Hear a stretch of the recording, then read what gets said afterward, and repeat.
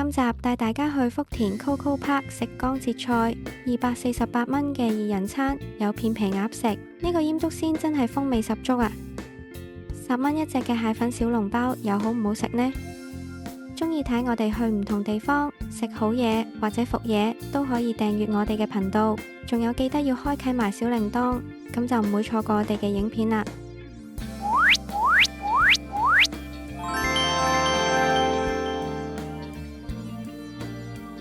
今次約咗屋企人嚟到 Coco Park 食嘢，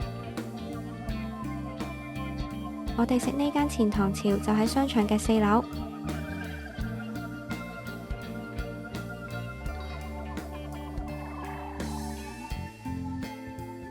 我哋平日7點嚟到等咗一陣，就好快有位啦。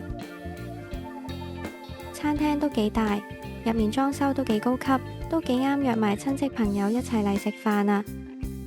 我哋今次4個人嚟到可以叫多啲唔同嘢食，所以就叫咗個大眾點評嘅片皮鴨2人餐，同埋再加咗啲嘢食啦。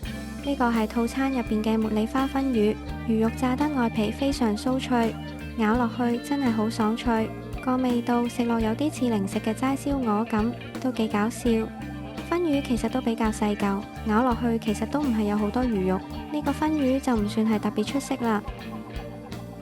套餐入面包咗2個湯，我哋揀咗呢個石盒花生雞湯，湯色清澈，入面有啲雞，仲有呢個黃色嘅應該係石盒花。雖然話係雞湯，但飲落好似都幾有豬肉味嘅湯。套餐包埋嚟講都 OK 嘅，但如果要特登叫嚟飲又未必啦。呢個係一份半隻嘅烤鴨，鴨皮烤得香脆，有種好特別嘅香味。油脂分佈均勻，點少少甜麵醬夾住摸摸皮一齊食，鴨油香同麵皮煙韌感結合得啱啱好，每塊都切到連皮帶少少肉，鴨肉嫩滑唔鞋口。雖然半隻份量唔算多，但係如果可以切返大塊少少可能會好啲啦。整體嚟講都適合2個人分享嘅，烤鴨水準真係唔錯。呢個係江南傳統醃篤鮮。呢煲醃篤鮮湯底真係夠晒功夫，金華火腿鹹香完全融入湯入面，筍片爽脆清甜，吸滿晒湯汁精華，仲有五花肉同百葉結都煮到軟腍入味。大家嚟食套餐嘅話，都幾推薦可以試下佢個醃篤鮮啊！再嚟呢個都係套餐包埋嘅土豬肉炒花菜，炒花菜好有鑊氣，但係土豬肉片就少咗啲啦。雖然係普通家常菜，但火候掌握得好好，花菜爽脆得嚟又夠味，都唔錯嘅。呢個係我哋另外加嘅蟹粉小籠包，10蚊一隻。小籠包皮薄餡靚，一咬開湯汁就湧晒出嚟，蟹粉鮮味突出，豬肉餡搞得細滑，唔會有腥味。20蚊一隻嚟講，一人試一隻都唔錯啊！呢個係上海小籠湯包，6蚊一隻，最少要叫6隻。呢個普通版嘅湯包同樣出色，湯汁清甜帶薑香，肉餡好紮實，唔會散開晒嘅。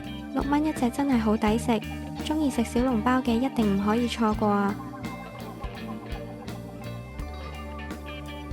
靈隱素燒齋鵝22蚊，用腐皮包住啲菇同蔬菜餡，口感豐富，食落係啖啖都充滿住菇嘅香氣，調味恰到好處。22蚊嚟講份量合理，作為一份清淡小食都唔錯啊！精品毛血旺88蚊，呢個毛血旺真係幾有驚喜，個名叫做精品，估唔到入面係有海參咁重本啊！湯底麻辣鮮香，豬腸處理得乾淨又彈牙，海參厚身紮實，無肚爽脆，冇雪藏味，薯粉吸晒辣汁，煙韌有咬口。入面仲有好多款材料，有午餐肉，有唔知係豬紅定係鴨紅，有蝦，全部味道都非常之香口。鍾意食香辣嘢嘅朋友，應該都會食得好過癮啊！